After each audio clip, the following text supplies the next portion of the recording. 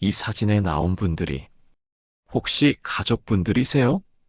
준호의 떨리는 목소리가 방 안에 울렸습니다. 그래, 우리 막내 미선이야. 그런데 왜 갑자기 할머니의 의아한 표정이 점차 놀라움으로 변했어요. 순간 방 안에 정적이 흘렀습니다. 그럼, 그럼 넌 내 손자 준호란 말이니?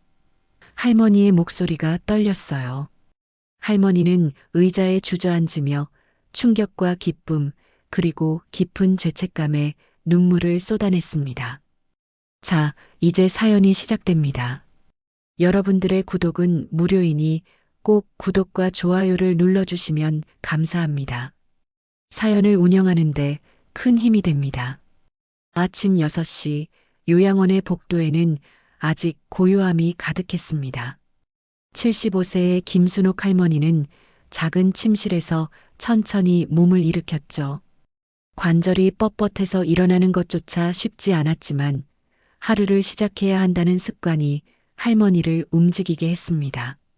창가 옆 작은 탁자 위에는 낡은 라디오 하나가 놓여 있었어요. 할머니에게는 이 라디오가 유일한 벗이었죠.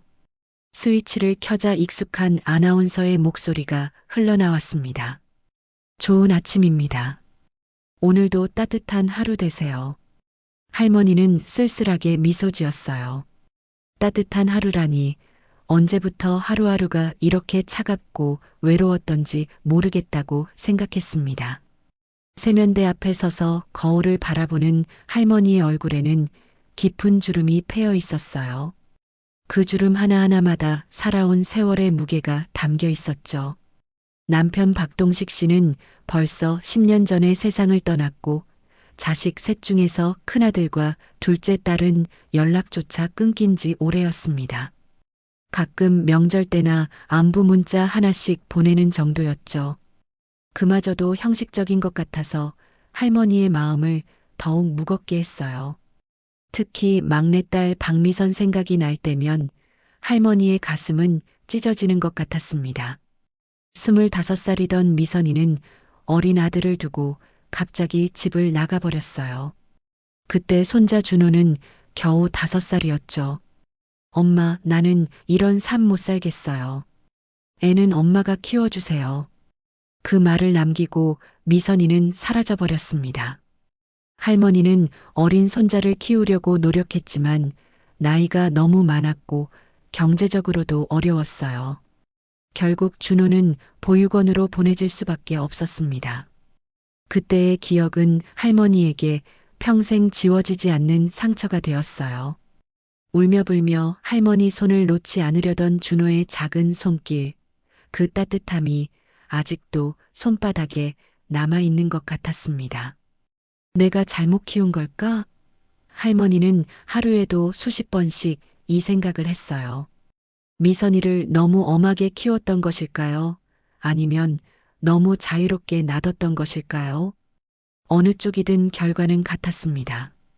딸은 떠나갔고 손자마저 잃어버렸죠. 요양원 식당에서 아침 식사를 하는 할머니의 모습은 늘 같았습니다. 구석진 자리에 혼자 앉아서 죽 한 그릇을 천천히 먹었어요. 다른 할머니들은 자식들이 면회를 와서 이런저런 이야기를 나누지만 순옥 할머니에게는 그런 방문객이 없었습니다. 명절이 되어도 마찬가지였어요. 순옥 씨, 오늘도 라디오 들으실 거예요? 간병인 김 아주머니가 친근하게 물어봤습니다. 할머니는 고개를 끄덕였어요. 네, 그래야죠. 그게 제가 할 수 있는 유일한 일인걸요.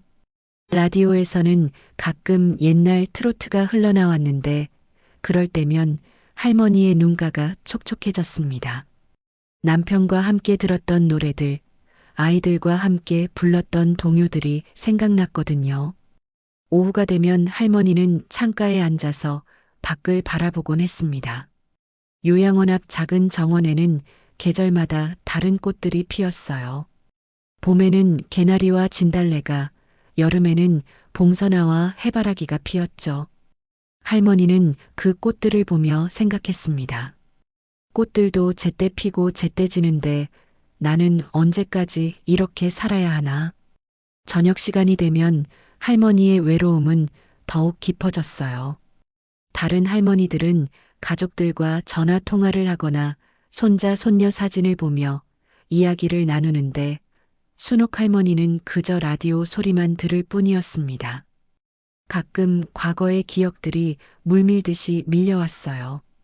아이들이 어렸을 때의 웃음소리, 남편과 함께했던 정겨운 저녁 시간들, 그 모든 것이 꿈만 같았습니다. 밤이 되면 할머니는 침대에 누워서 천장을 바라보았어요. 미선아, 너 어디서 뭐하고 사니? 준호는 잘 자라고 있을까? 답 없는 질문들이 마음속에서 맴돌았습니다. 때로는 꿈에서라도 보고 싶다고 간절히 바랐지만 꿈조차 찾아오지 않는 밤들이 많았어요. 그렇게 또 하루가 지나가고 내일도 똑같은 하루가 기다리고 있을 것이라는 생각에 할머니의 마음은 더욱 무거워졌습니다. 이 챕터 새로운 요양보호사의 등장.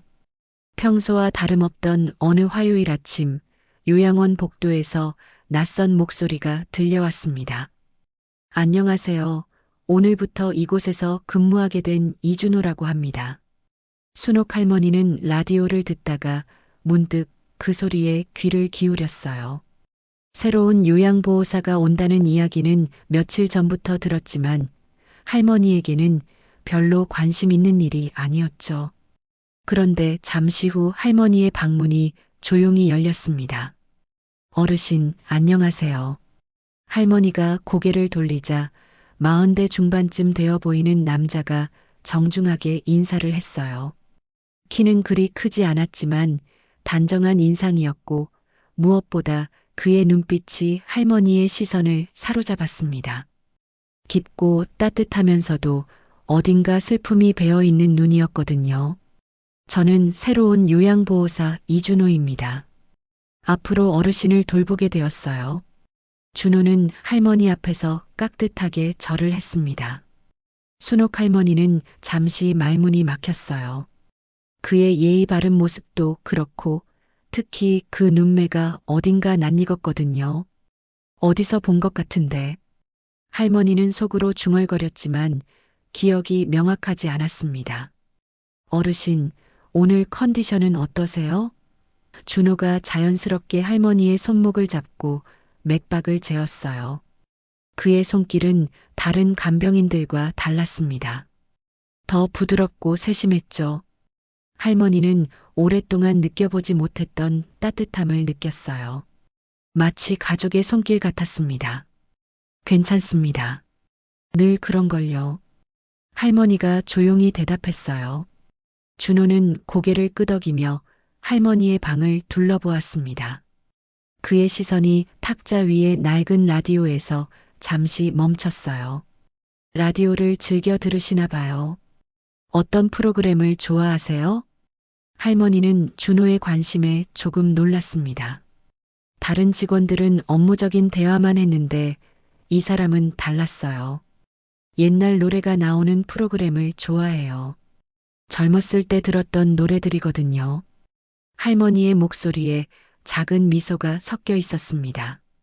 그렇구나요. 저도 옛날 노래를 좋아합니다. 특히 어머니가 자주 들려주셨던 노래들을요.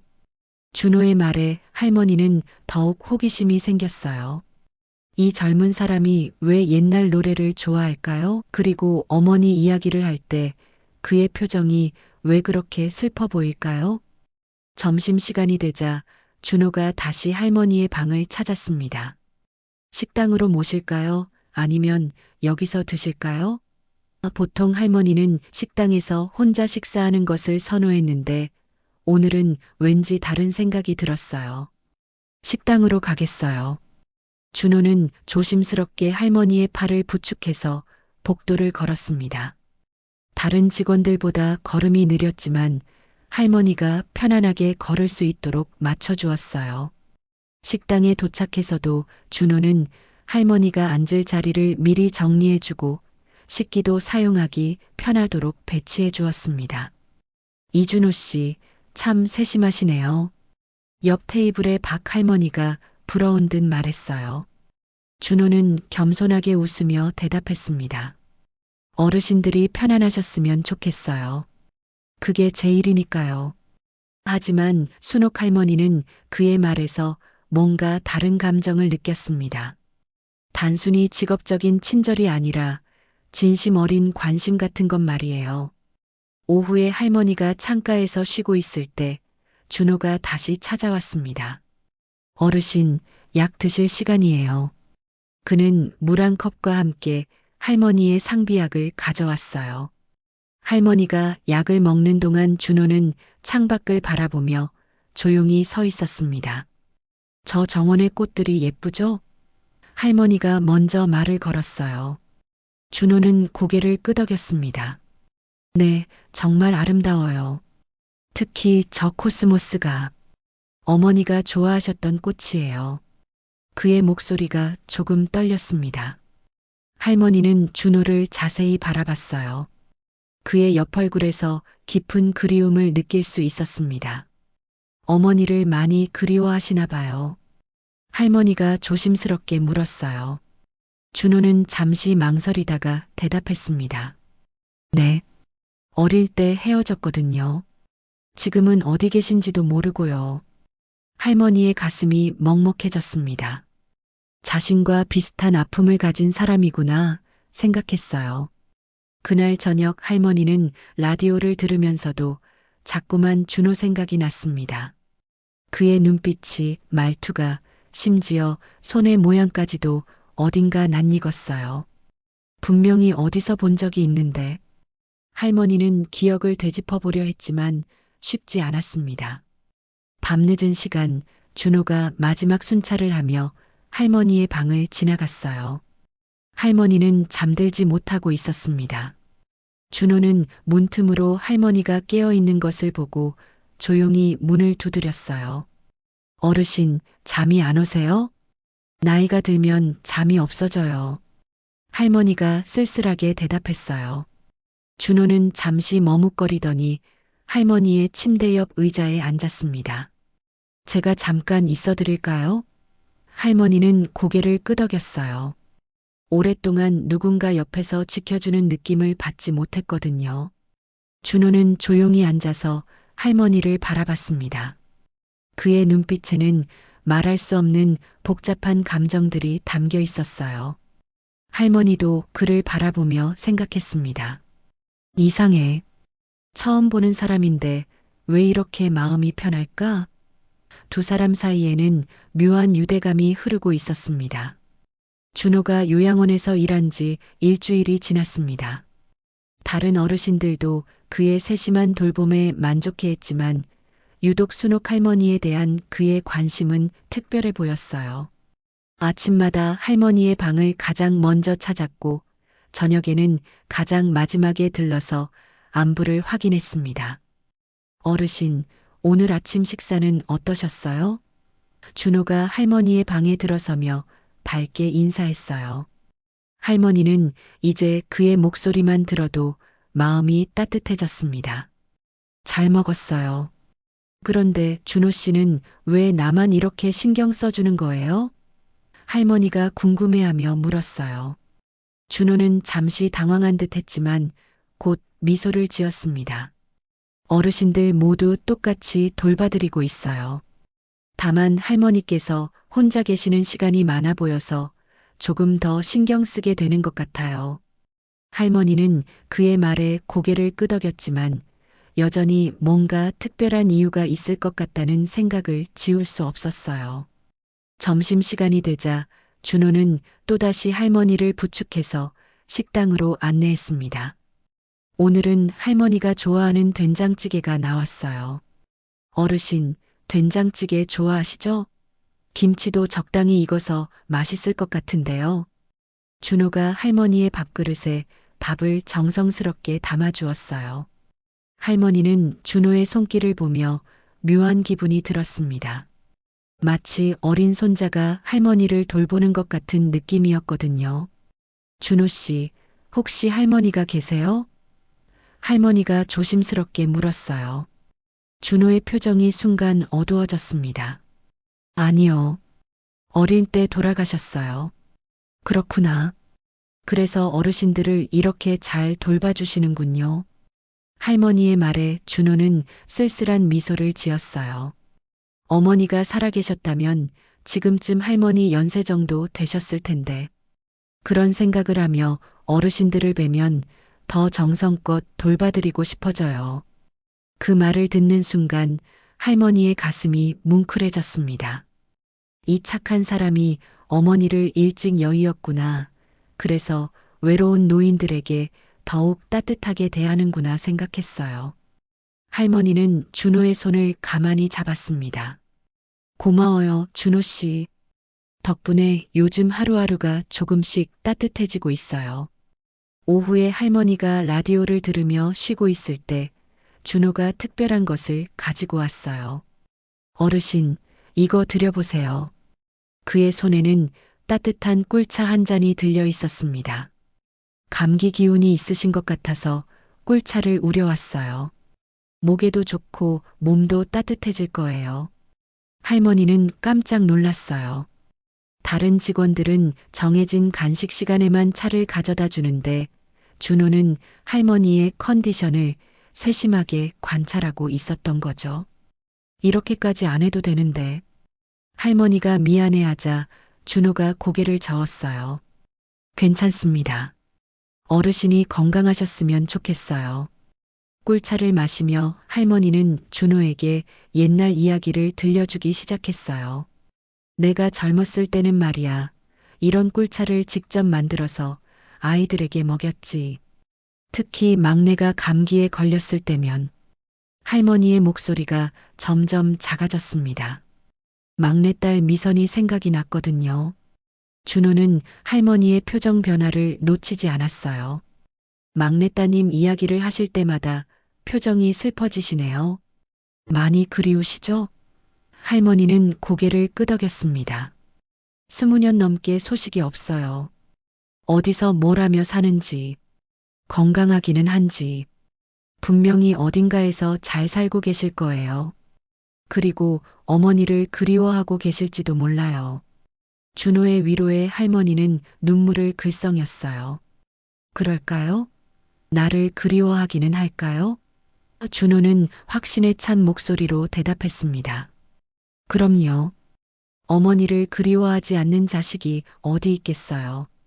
저녁 시간이 되자 준호는 또 다른 특별한 일을 했어요. 할머니의 저녁 식사를 챙겨준 뒤 침대 옆에 앉아서 할머니의 어깨를 가볍게 주물러 주기 시작한 거죠. 어르신, 어깨가 많이 결리셨죠? 이렇게 해드리면 조금 나아질 거예요. 할머니는 오랫동안 느껴보지 못했던 따뜻한 손길에 눈물이 날 것 같았어요. 마지막으로 누군가 이렇게 자신을 돌봐준 게 언제였을까요? 남편이 살아있을 때였을까요? 아니면 아이들이 어렸을 때였을까요? 준호 씨, 정말 고마워요. 마치 내 손자가 돌봐주는 것 같아요.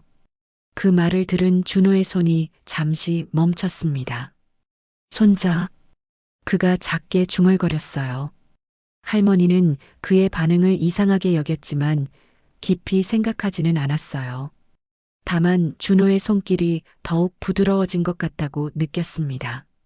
밤이 깊어지자 준호는 할머니의 방을 정리해주고 나가려 했어요. 그런데 문 앞에서 잠시 멈춰서서 뒤돌아보았습니다. 어르신, 편안한 밤 되세요. 내일 아침에 또 뵐게요. 할머니는 따뜻한 미소로 대답했어요. 고마워요, 준호야. 덕분에 오늘도 좋은 하루였어요. 준호가 나간 후 할머니는 혼자 중얼거렸습니다. 이상해. 왜 이 사람만 보면 마음이 이렇게 편해질까? 처음 보는 사람인데 마치 오래전부터 알던 사람 같아. 할머니는 준호의 눈빛을 떠올려 봤어요. 깊고 따뜻하면서도 어딘가 그리움이 서려 있는 그 눈빛이 자꾸만 머릿속에 맴돌았습니다. 그날 밤 할머니는 오랜만에 편안한 잠에 빠져들었어요. 꿈속에서는 어린 손자가 나타나서 할머니의 손을 잡고 웃고 있었습니다. 그 아이의 눈빛이 왠지 준호와 닮아 있다는 생각이 들었지만 꿈이었으니까 그러려니 했어요. 할머니는 오랫동안 이렇게 평안한 밤을 보내지 못했거든요. 준호가 요양원에서 일한 지 보름이 지나면서 순옥 할머니와의 관계는 더욱 깊어졌습니다. 할머니는 이제 준호를 기다리며 하루를 시작했고, 준호 역시 할머니를 돌보는 일에 특별한 애정을 쏟고 있었어요. 하지만 둘 다 서로에 대해 알지 못하는 비밀이 있었습니다.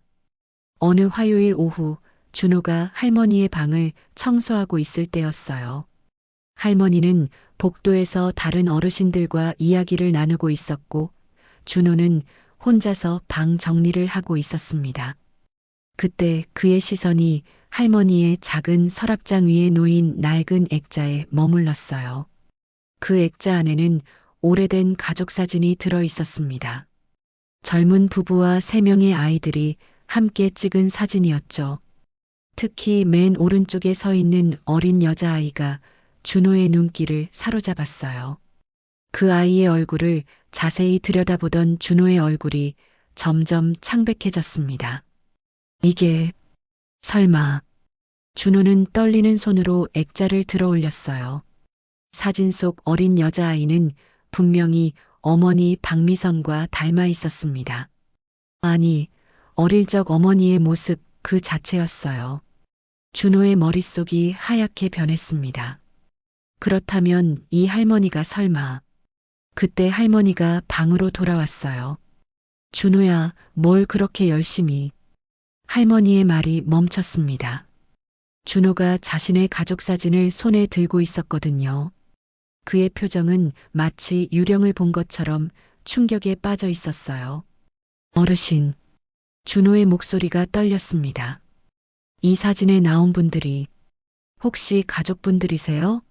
할머니는 준호의 심상치 않은 표정을 보고 어리둥절했어요. 그렇지. 우리 가족 사진이야. 왜 그래, 무슨 일이라도. 준호는 사진을 할머니에게 돌려주며 조심스럽게 물었습니다.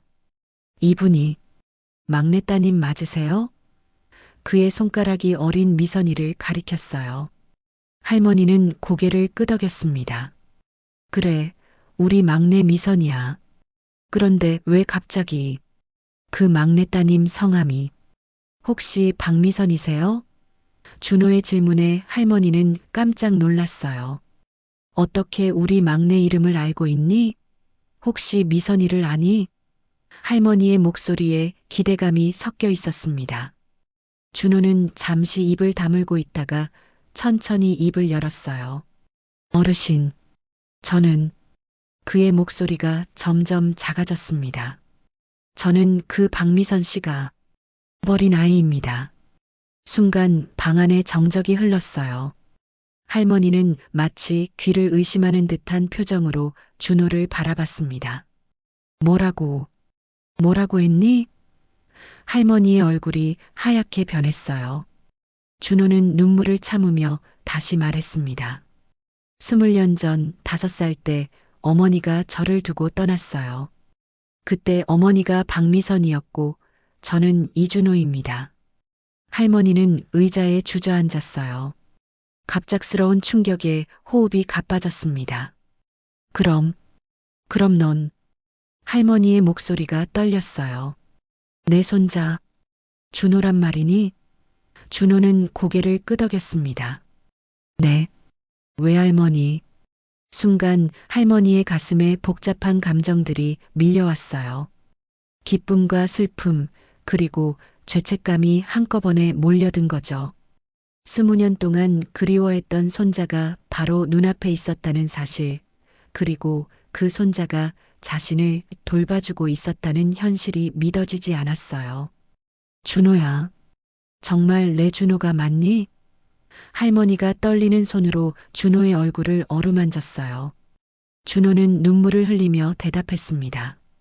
할머니, 저 기억해요. 할머니가 저에게 동화책을 읽어주시던 것, 손을 잡고 공원에 가던 것, 모두 기억해요. 할머니도 눈물이 쏟아졌어요. 그래, 맞구나.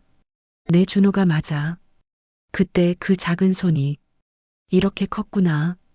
하지만 기쁨도 잠시 할머니의 마음속에 깊은 죄책감이 올라왔습니다. 준호야, 할머니가 미안해. 너를 지켜주지 못해서 보육원에 보낼 수밖에 없어서. 준호는 할머니의 손을 꼭 잡았어요.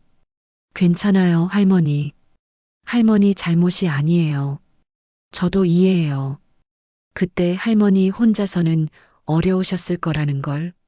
하지만 할머니의 마음은 편해지지 않았어요.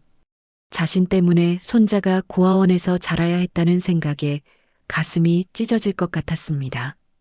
그동안 어떻게 살았니? 많이 힘들었지? 할머니가 준호의 얼굴을 자세히 살펴봤어요.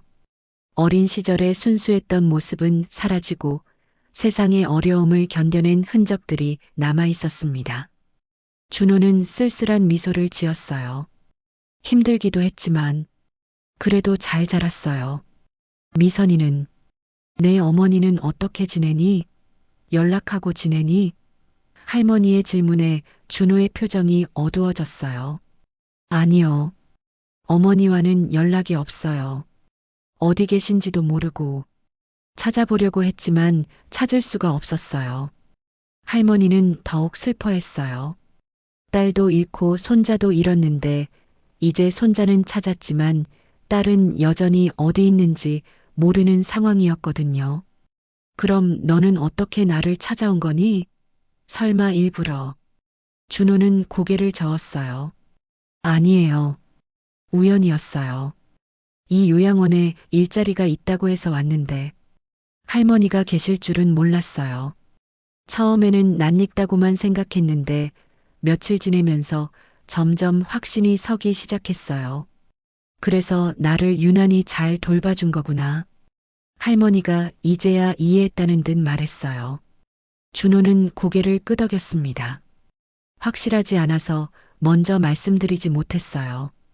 그런데 오늘 사진을 보고 확신하게 됐어요. 할머니는 준호를 끌어안았어요. 20년 만에 만난 손자, 그동안 얼마나 그리웠는지 모르는 소중한 가족이었습니다. 하지만 동시에 그동안 손자가 혼자 겪었을 아픔들을 생각하니 마음이 아팠어요. 준호야, 이제 할머니가 있으니까 더 이상 혼자가 아니야. 할머니와 준호가 서로를 알아본 그날 밤, 두 사람은 잠을 이루지 못했습니다.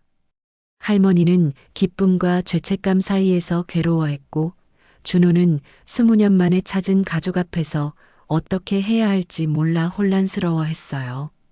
감정의 소용돌이 속에서 하룻밤이 지나갔습니다. 다음 날 아침 할머니는 평소보다 일찍 일어났지만 몸이 무거웠어요. 밤새 울어서 눈이 퉁퉁 부었고 가슴 한편이 답답했습니다. 20년 만에 만난 손자에 대한 기쁨보다는 그동안 그 아이가 겪었을 고통에 대한 죄책감이 더 컸거든요. 준호 역시 평소와 다른 모습이었어요. 다른 어르신들을 돌볼 때도 마음이 온전히 집중되지 않았습니다. 자꾸만 할머니 생각이 났거든요. 어떻게 할머니를 대해야 할지, 지금까지처럼 요양보호사로서 돌봐드려야 하는지, 아니면 손자로서 다가가야 하는지 갈피를 잡을 수 없었어요. 점심시간이 되자 준호는 조심스럽게 할머니를 찾아갔습니다. 할머니, 식사하러 가실까요? 할머니는 고개를 들어 준호를 바라봤어요. 어젯밤의 일이 꿈이었으면 좋겠다는 생각이 들었습니다. 너무 갑작스럽고 충격적이었거든요. 식당에서 할머니는 평소와 달리 식사에 집중하지 못했어요. 준호가 옆에서 세심하게 챙겨주는 모습을 보니 더욱 마음이 아팠습니다. 이 아이가 나 때문에 얼마나 고생했을까. 할머니는 숟가락을 들다가 그만 손에 힘이 빠져 떨어뜨리고 말았어요. 할머니, 괜찮으세요? 준호가 재빨리 다가와서 할머니를 부축했어요. 할머니는 갑자기 가슴이 답답해지면서 숨이 가빠왔습니다. 준호야, 할머니가 말을 제대로 잇지 못하고 쓰러질 듯 휘청거렸어요. 주변 사람들이 놀라서 몰려들었고 곧 의사가 달려왔습니다. 혈압이 많이 올라갔네요. 일단 침대에서 안정을 취하시고 정밀 검사를 해봐야겠어요. 할머니는 침대로 옮겨진 후에도 계속 준호의 손을 놓지 않았어요. 할머니, 저 때문에 이렇게 되신 건 아니죠? 준호가 걱정스러운 목소리로 물었어요. 할머니는 고개를 저었지만 사실은 어젯밤부터 쌓인 스트레스와 충격 때문이라는 걸 알고 있었습니다. 괜찮아. 괜찮을 거야. 그날 오후 할머니의 상태가 조금 안정되자 준호는 조용히 할머니 곁에 앉았어요. 할머니, 제가 나타나서 오히려 할머니를 힘들게 해드린 것 같아요. 죄송해요. 할머니는 준호의 손을 꼭 잡았습니다. 아니야, 준호야. 내가 와줘서 고마워. 다만 할머니가 너무 놀라서. 할머니. 준호의 목소리가 떨렸어요. 사실 저는 평생 할머니를 원망했어요. 왜 저를 지켜주지 못했는지, 왜 보육원에 보냈는지. 어릴 때는 이해할 수 없었거든요. 할머니의 눈에서 눈물이 흘러내렸습니다. 그런데 이곳에 와서 할머니를 보니까 준호가 말을 이었어요. 할머니도 많이 힘드셨구나. 혼자서 감당하기 어려우셨구나 하는 생각이 들었어요. 저를 버린 게 아니라 어쩔 수 없는 상황이었다는 걸 이제는 알 것 같아요. 할머니는 더욱 울음을 터뜨렸어요. 준호야, 할머니가 정말 미안해. 그때 젊었으면 널 끝까지 지켜줄 수 있었을 텐데. 너무 늙어서 힘이 없어서, 경제적으로도 어려워서. 할머니의 목소리는 죄책감으로 가득했습니다. 할머니, 그만하세요. 이제 그런 이야기는 하지 말아요. 준호가 할머니의 눈물을 닦아주었어요. 중요한 건 우리가 다시 만났다는 거잖아요. 그것만으로도 기적이에요. 그때 준호가 조심스럽게 물었어요. 할머니, 그런데 제가 물어봐도 될까요? 저를 보육원에 보내고 나서 어떤 마음이셨어요? 할머니는 잠시 망설이다가 대답했습니다. 매일 밤 울었어. 내가 잘 지내고 있는지, 밥은 제대로 먹는지, 아프지는 않는지. 하루도 편하게 잔 날이 없었단다. 그리고 미선이. 내 어머니 생각도 많이 했어. 내가 있었다면 미선이가 돌아왔을지도 모른다는 생각을 자주 했거든. 결국 내 잘못으로 너도 잃고 딸도 잃은 거야. 할머니의 고백에 준호도 눈물을 흘렸어요. 사실 저도 어머니를 많이 찾았어요. 준호가 솔직하게 말했어요. 성인이 된 후에도 계속 찾아다녔죠. 어디서 뭘 하며 사는지, 왜 저를 버렸는지 궁금했거든요. 하지만 찾을 수가 없었어요. 혹시 원망하니? 내 어머니를. 할머니가 조심스럽게 물었어요. 준호는 잠시 생각해 보더니 대답했습니다. 원망하기도 했고 그리워하기도 했어요. 복잡한 감정이었죠. 하지만 이제는 그냥 건강하게 살고 있기를 바라요. 할머니는 준호의 성숙한 모습에 놀랐어요. 분명히 어릴 때 떠난 아이였는데 이렇게 어른스럽게 자라있다니. 준호야, 너는 정말 잘 자랐구나. 할머니가 자랑스러워. 할머니의 말에 준호가 미소 지었어요. 할머니, 저에게는 한 가지 소원이 있어요. 준호가 진지하게 말했어요. 뭐든지 말해봐라. 할머니가 대답했습니다. 앞으로 남은 시간 동안은 할머니의 진짜 손자로 살고 싶어요. 요양보호사가 아니라 할머니를 진심으로 사랑하는 손자로요. 할머니는 준호를 끌어안았어요. 그래, 그렇게 하자. 우리 이제 진짜 가족이야. 두 사람은 오랫동안 서로를 껴안고 있었습니다. 20년의 세월이 만든 상처들이 조금씩 아물어가는 느낌이었어요. 그날 저녁 할머니는 오랜만에 편안한 잠에 빠져들었습니다. 준호도 마찬가지였어요. 비로소 자신이 어디에 속해 있는지, 누구인지 알게 된 것 같았거든요. 하지만 두 사람 모두 아직 모르고 있었어요. 이 평온한 시간이 곧 깨질 것이라는 사실을 말이에요. 할머니와 준호가 서로를 알아본 지 일주일이 지났습니다. 할머니의 몸 상태는 많이 좋아졌고 두 사람은 조심스럽게 새로운 관계를 만들어가고 있었어요. 준호는 여전히 요양보호사로 일하면서도 할머니에게는 특별한 관심을 기울였습니다. 어느 날 오후 할머니가 창가에 앉아 있을 때 준호가 다가왔어요. 할머니, 날씨가 좋은데 정원에 나가서 산책하실래요? 할머니는 고개를 끄덕였습니다. 그래, 좋겠구나. 요즘 방에만 있었더니 답답했어. 두 사람은 천천히 요양원 정원으로 나갔어요. 가을이 깊어가면서 나뭇잎들이 노랗게 물들어 있었습니다. 할머니는 준호의 팔을 살짝 잡고 천천히 걸었어요. 준호야, 이렇게 함께 걷는 게 언제만일까? 어릴 때 할머니 손잡고 공원에 갔던 기억이 나요. 준호가 따뜻하게 말했어요. 그때 할머니가 비둘기 모이도 사주시고 그네도 태워주셨죠. 할머니는 그 시절을 떠올리며 미소 지었습니다. 그래, 그때 넌 그네를 너무 좋아했지. 더 높이 하면서 벤치에 앉아서 두 사람은 오랜만에 편안한 대화를 나눴어요. 준호야, 그동안 어떻게 살았는지 자세히 이야기해 줄래?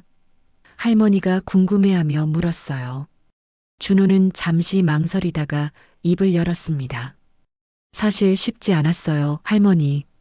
준호의 목소리에 쓸쓸함이 스며 있었어요. 보육원에서 자라면서 가족이 그리웠거든요. 다른 아이들은 부모님이 면회 오시는데 저는 혼자였으니까요. 할머니의 가슴이 아팠습니다. 그리고 성인이 되고 나서는 준호가 말을 잠시 멈췄어요. 술에 의존하며 살았어요. 외로움을 달래려고 상처를 잊으려고 그렇게 몇 년을 보냈죠. 할머니는 준호의 손을 꼭 잡았어요. 얼마나 힘들었겠니? 하지만 어느 날 깨달았어요. 준호가 계속 말했어요. 이렇게 살면 안 되겠다고. 그래서 술을 끊고 새로운 일을 찾기 시작했죠. 요양보호사 일을 하게 된 것도 그때예요. 할머니는 준호의 의지력에 감탄했습니다. 처음에는 단순히 일자리가 필요해서 시작했어요. 준호가 설명했어요. 그런데 어르신들을 돌보면서 느낀 게 있었어요. 이분들이 제 손을 붙잡으실 때마다 마치 잃어버린 가족의 온기를 느끼는 것 같았거든요. 할머니는 눈물이 글썽했어요. 그래서 이 일을 계속하게 된 거구나. 준호는 고개를 끄덕였습니다. 네, 그리고 이상하게도 이 일을 하면서 마음이 평안해졌어요. 누군가를 돌보고 있다는 것, 누군가에게 필요한 사람이라는 것. 그게 저에게 큰 위로가 됐어요. 그러다가 할머니를 만난 거죠. 준호가 할머니를 바라보며 말했어요. 처음 봤을 때부터 뭔가 특별한 느낌이 있었어요. 낯익으면서도 따뜻한 느낌. 마치 집에 온 것 같은 안정감이었어요. 할머니도 고백했어요. 나도 그랬어. 처음 널 봤을 때부터 마음이 이상하게 편했단다. 왜 그런지 모르겠더라고. 두 사람은 서로를 바라보며 미소 지었습니다. 할머니, 저에게 물어봐도 될 게 있어요. 준호가 조심스럽게 말했어요. 뭐든지 물어봐라. 할머니가 대답했습니다. 어머니, 제 어머니는 왜 저를 두고 떠났을까요? 정말 이해할 수 없어서요. 할머니는 깊은 한숨을 쉬었어요. 미선이는 참 복잡한 아이였어. 어릴 때부터 자유롭고 싶어 했거든. 결혼도 너무 일찍 했고 아이를 낳고 나서는 책임감에 짓눌려 있었어. 할머니가 과거를 회상하며 말했습니다. 내 아버지는 일찍 세상을 떠났고 미선이 혼자서 널 키우기가 힘들었을 거야. 그때 내가 더 도와줬으면 좋았을 텐데. 할머니의 목소리에 후회가 묻어 있었어요. 하지만 그것도 핑계일 뿐이야. 할머니가 솔직하게 말했어요. 아무리 힘들어도 자식을 버리면 안 되는 거지. 미선이가 한 일은 잘못된 거야. 할머니도 그 아이를 잘못 키운 것 같고, 준호는 할머니를 위로했어요. 할머니 잘못이 아니에요. 사람은 각자 자신의 선택에 책임을 져야 하는 거죠. 어머니도 자신만의 이유가 있었을 거예요. 할머니는 준호의 성숙함에 다시 한번 놀랐습니다. 준호야, 넌 정말 착한 아이구나. 이렇게 힘든 일을 겪고도 남을 원망하지 않다니. 할머니가 준호의 머리를 쓰다듬었어요. 할머니가 자랑스러워. 할머니 덕분이에요. 준호가 말했어요. 어릴 때 할머니가 저에게 사랑을 많이 주셨잖아요. 그 기억이 저를 지탱해 준 것 같아요. 힘들 때마다 할머니가 읽어주셨던 동화책 생각을 했거든요. 할머니는 감동받아 눈물을 흘렸어요. 정말 그런 기억이 도움이 됐다고? 준호는 고개를 끄덕였습니다. 네, 특히 해님 달님 이야기를 정말 좋아했어요. 할머니가 읽어주시는 목소리가 너무 따뜻했거든요. 그래, 그 이야기 기억해. 넌 그 이야기를 100번도 넘게 들었을 거야. 할머니가 웃으며 말했어요. 이제 다시 읽어줄까? 준호는 기쁘게 대답했습니다. 정말요? 그럼 좋겠어요. 그날 저녁 할머니는 준호에게 어릴 적 즐겨 들었던 동화를 읽어주었어요. 준호는 할머니 옆에 앉아서 마치 어린아이가 된 것처럼 집중해서 들었습니다. 옛날 옛적에로 시작되는 할머니의 목소리는 여전히 따뜻했어요. 이야기가 끝나자 준호가 말했어요. 할머니, 이제라도 이렇게 함께 있을 수 있어서 정말 행복해요. 20년을 기다린 보람이 있어요. 할머니도 준호를 끌어안으며 말했습니다. 나도 그래, 준호야. 이제라도 내 곁에 와줘서 고마워. 두 사람은 그렇게 조용한 시간을 보냈어요.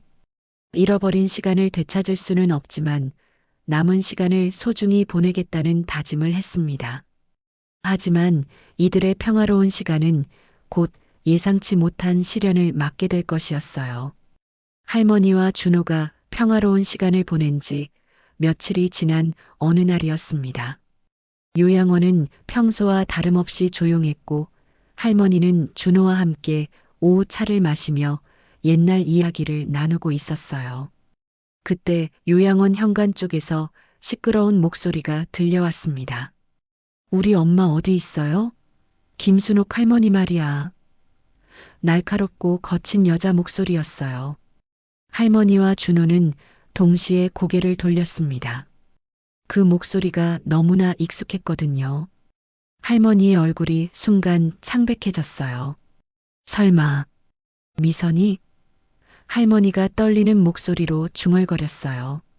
준호도 긴장했습니다. 20년 동안 연락이 끊겼던 어머니가 갑자기 나타난 거였어요.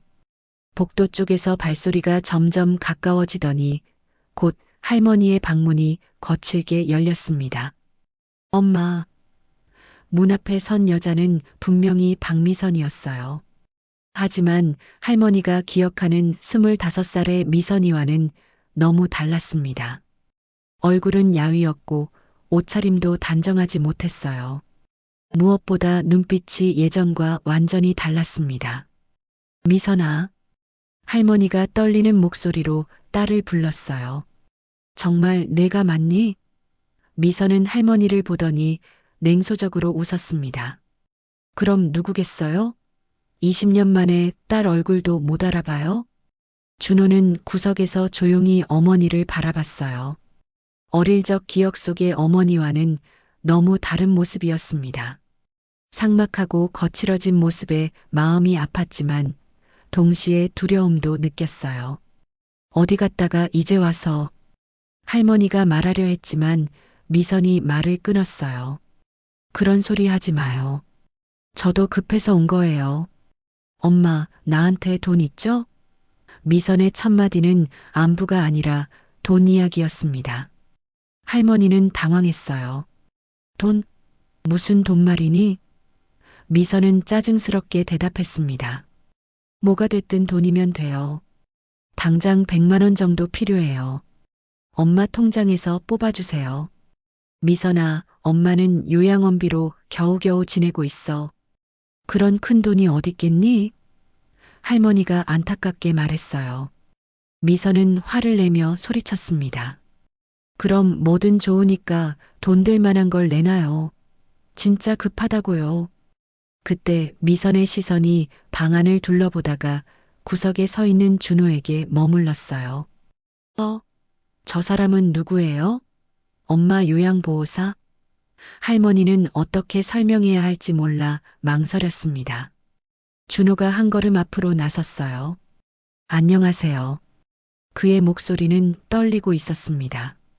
미선은 준호를 자세히 바라봤어요. 뭔가 낯익는데 어디서 본 것 같은. 그러다가 갑자기 표정이 변했습니다. 설마 준호? 미선이 놀란 목소리로 물었어요. 준호는 고개를 끄덕였습니다. 네, 어머니. 저예요. 순간 방 안에 정적이 흘렸어요. 20년 만에 마주친 모자의 재회였지만 상상했던 것과는 전혀 달랐습니다. 어머니, 그동안 어떻게 지내셨어요? 준호가 조심스럽게 물었어요. 미선은 잠시 당황한 듯 했지만 곧 차가운 표정을 지었습니다. 잘 지냈어. 그보다 넌 여기서 뭐해? 엄마를 돌보고 있는 거야? 네, 요양보호사로 일하고 있어요. 준호가 대답했어요. 미선은 코웃음을 쳤습니다. 그렇구나. 그런데 난 너와 할 얘기 없어. 이제 남이니까. 준호의 가슴이 찢어지는 것 같았습니다. 할머니가 참지 못하고 나섰어요. 미선아, 그게 무슨 소리니? 아무리 그래도 내 아들인데. 미선은 할머니에게 화를 냈습니다. 엄마는 가만히 있어요. 내 일은 내가 알아서 해요. 어머니. 준호가 다시 말을 걸려 했지만 미선이 손을 휘저었어요. 그 소리 하지 마. 난 20년 전에 이미 포기했어. 넌 이제 내 상관 아니야. 그냥 남이고. 준호는 충격을 받아 말문이 막혔습니다. 미선은 다시 할머니에게 돌아서서 말했어요. 엄마, 어쨌든 돈은 줘야 해요. 정말 급한 일이 있다고요. 안 그러면 큰일 나요. 할머니가 물었습니다. 도대체 무슨 일인데 그렇게 급하니? 그건 엄마가 알 필요 없어요. 그냥 돈만 주면 돼요. 미선이 소리를 질렀어요. 할머니는 딸의 변한 모습에 가슴이 아팠습니다. 미선아, 엄마한테는 정말 그런 돈이 없어. 용돈도 겨우겨우 받고 있는 상황이야. 그때 준호가 조용히 말했어요. 제가 드릴 수 있어요. 할머니와 미선이 동시에 준호를 바라봤습니다. 준호야, 안 돼. 할머니가 말렸지만 준호는 계속 말했어요. 어머니가 필요하시다면. 미선은 잠시 망설이더니 냉정하게 말했습니다. 됐어. 내 돈은 받지 않을 거야. 난 내가 내 아들이라고 생각 안 해. 그 말에 준호의 마음이 산산조각 났습니다. 그럼 어떻게 하라는 거야? 할머니가 절망적으로 물었어요. 미선은 잠시 생각하더니 말했습니다. 엄마가 가지고 있는 금반지라도 주세요. 그것도 돈이 되잖아요. 할머니는 손가락에 결혼 반지를 내려다봤어요. 남편이 준 유일한 기념품이었습니다. 이거 말고는 정말 아무것도 없어, 미선아. 이것마저 빼앗아 가려고 하니? 어차피 엄마한테는 필요 없잖아요. 아버지도 돌아가셨는데. 미선의 말에 할머니는 더 이상 참을 수 없었어요. 미선아, 내가 언제부터 이렇게 매정해졌니? 예전에 내 딸은 어디 갔니? 그때 준호가 일어서서 미선 앞에 섰습니다. 어머니, 그만하세요. 준호의 목소리에는 더 이상 애절함이 없었어요. 할머니를 괴롭히지 마세요. 할머니는 어머니의 어머니잖아요. 감히 내가 나한테 대들어? 미선이 화를 냈지만 준호는 물러서지 않았어요. 네, 대들 거예요. 당신은 어머니라고 불릴 자격이 없어요. 이제는 제가 할머니를 지킬 겁니다. 미선과 준호가 서로를 노려보는 가운데 할머니는 눈물을 흘리며 지켜봤어요. 가족이라는 이름으로 벌어지는 이 상황이 너무나 슬펐습니다. 20년 만의 재회가 이런 식으로 끝나다니. 준호와 미선이 대치하고 있는 동안 할머니는 천천히 일어났습니다. 두 사람 사이에 서서 조용히 말했어요. 그만해, 둘 다 그만해. 할머니의 목소리는 떨렸지만 단호했습니다. 미선아, 내가 원하는 돈은 정말로 없어. 하지만 이 반지라도 가져가렴. 할머니가 결혼 반지를 빼려고 하자 준호가 말렸어요. 할머니, 안 됩니다. 그건 할아버지의 마지막 선물이잖아요. 하지만 할머니는 고개를 저었어요. 괜찮아, 준호야. 물건보다 사람이 더 소중하단다. 미선은 잠시 망설이더니 할머니의 손을 밀쳐냈어요. 됐어요. 이런 식으로 받고 싶지 않아요. 그리고는 문 쪽으로 걸어가면서 뒤돌아보지도 않고 말했습니다. 어차피 기대도 안 했어요. 엄마도 아들도 다 소용없어. 미선아. 할머니가 딸을 붙잡으려 했지만 미선은 이미 문 밖으로 나가고 있었어요. 다시는 오지 마세요. 저도 다시 오지 않을 테니까. 미선의 마지막 말과 함께 복도에서 발소리가 멀어져 갔습니다. 할머니는 그 자리에 주저앉으며 울음을 터뜨렸어요. 내가 뭘 잘못했을까? 딸도 잃고 이제 또. 준호는 재빨리 할머니를 부축하며 위로했습니다. 할머니, 괜찮아요. 할머니 잘못이 아니에요. 하지만 미선이는 내 딸인데 어떻게 저렇게 변할 수 있을까? 할머니의 목소리에는 깊은 절망이 담겨 있었어요. 준호는 할머니의 손을 꼭 잡으며 말했습니다. 사람은 변할 수 있어요. 하지만 할머니는 변하지 않으셨잖아요. 여전히 따뜻하고 사랑이 많으신 분이에요. 그날 저녁 할머니는 식사도 거르고 창가에 앉아 있었어요. 준호가 따뜻한 죽을 가져왔지만 할머니는 입맛이 없다며 고개를 저었습니다. 할머니, 조금이라도 드세요. 몸이 약해지시면 안 돼요. 준호야. 할머니가 조용히 말했어요. 할머니 생각에는 미선이가 많이 힘든 상황에 있는 것 같아. 그래서 저렇게 변한 거겠지.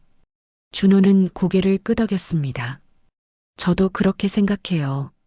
하지만 그렇다고 해서 할머니를 괴롭힐 이유는 없어요. 그래도 내 딸인데.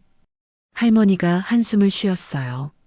준호는 잠시 생각하더니 말했습니다. 할머니, 제가 말씀드려도 될까요? 할머니가 고개를 끄덕이자 준호가 계속 말했어요. 저도 어머니를 원망했던 시절이 있었어요. 왜 저를 버렸는지, 왜 연락조차 하지 않는지. 준호의 목소리가 조금 떨렸어요. 하지만 이제는 이해해요. 어머니도 자신만의 아픔이 있었을 거라는 걸요. 하지만 오늘 보니까 준호가 말을 이었어요. 어머니는 그 아픔을 극복하지 못하신 것 같아요. 그래서 다른 사람들까지 상처 주는 거죠. 저는 그런 어머니가 되고 싶지 않아요. 할머니는 준호의 말에 깊이 감동했어요. 준호야, 넌 정말 훌륭한 사람이 되었구나. 할머니가 자랑스러워. 준호는 할머니의 손을 잡으며 말했습니다. 할머니 덕분이에요. 할머니가 어릴 때 저에게 사랑을 주셨기 때문에 저도 다른 사람을 사랑할 줄 아는 거예요. 다음 날 아침 할머니는 평소보다 일찍 일어났어요. 준호가 방에 들어오자 할머니는 밝은 표정으로 말했습니다. 준호야, 오늘 날씨가 참 좋구나. 우리 산책하러 갈까? 정원을 거닐며 할머니는 준호에게 말했어요. 어젯밤 많은 생각을 했어. 미선이는 미선이대로 자신의 길을 가는 거겠지. 나는 너무 매달리려고 했던 것 같아. 준호는 할머니의 변화에 놀랐어요. 하지만 준호야, 넌 다르잖니? 할머니가 준호를 바라보며 말했어요. 내가 내 곁에 와줘서 할머니는 정말 행복해. 이제는 과거에 얽매이지 말고 우리 둘이서 새로운 시작을 하자꾸나. 준호는 감격해서 할머니를 껴안았어요. 할머니, 저도 그렇게 생각해요. 저에게는 할머니가 진짜 가족이에요. 앞으로 제가 할머니를 지켜드릴게요. 그래, 우리 서로 지켜주자. 할머니가 따뜻하게 말했어요. 할머니도 준호를 위해 건강하게 오래 살아야겠어. 두 사람은 벤치에 앉아서 함께 하늘을 바라봤어요. 구름 한 점 없는 맑은 하늘이 펼쳐져 있었습니다. 그날 오후 준호는 요양원 원장에게 특별한 부탁을 했어요. 할머니와 더 많은 시간을 보내고 싶어서요. 근무 스케줄을 조정해 주실 수 있을까요? 원장은 흔쾌히 허락해 주었습니다. 물론이죠. 어르신들이 가족과 함께 시간을 보내는 게 가장 중요하니까요. 저녁 시간이 되자 할머니와 준호는 함께 식사를 했어요. 할머니는 오랜만에 입맛이 돌아온 듯 맛있게 드셨습니다. 준호야, 이제 할머니가 내게 해줄 수 있는 게 별로 없구나. 무슨 말씀이세요, 할머니? 준호가 웃으며 대답했어요. 할머니가 저에게 주신 사랑만으로도 충분해요. 그리고 이제는 제가 할머니께 사랑을 돌려드릴 차례잖아요. 밤이 되자 준호는 평소처럼 할머니의 방을 찾았어요. 할머니, 오늘도 동화 읽어드릴까요? 할머니는 기쁘게 고개를 끄덕였습니다. 그래, 우리 준호가 읽어주는 이야기가 제일 좋아. 준호가 동화책을 읽어주는 동안 할머니는 행복한 미소를 지었어요. 옛날 옛적에 준호의 따뜻한 목소리가 방 안에 울려 퍼졌습니다. 창밖으로는 별들이 반짝이고 있었어요. 이야기가 끝나자 할머니가 말했어요. 준호야, 할머니는 정말 행복해. 이렇게 내가 곁에 있어주니까 더 이상 외롭지 않아. 준호도 할머니의 손을 잡으며 대답했습니다. 저도 마찬가지예요, 할머니. 이제 저희는 진짜 가족이에요. 창밖의 달빛이 두 사람을 비추고 있었어요. 과거의 상처는 완전히 사라진 것은 아니지만 이제 그들에게는 서로가 있었습니다. 잃어버린 시간을 되돌릴 수는 없지만 남은 시간을 더욱 소중히 보낼 수 있게 된 거죠. 할머니와 준호는 서로를 바라보며 미소 지었어요. 이들의 새로운 시작이었습니다. 진정한 가족의 의미를 찾은 두 사람은 이제 서로에게 가장 소중한 존재가 되었습니다. 사랑은 때로는 늦게 찾아오지만 찾아왔을 때는 그 어떤 것보다 따뜻하고 소중한 법이니까요.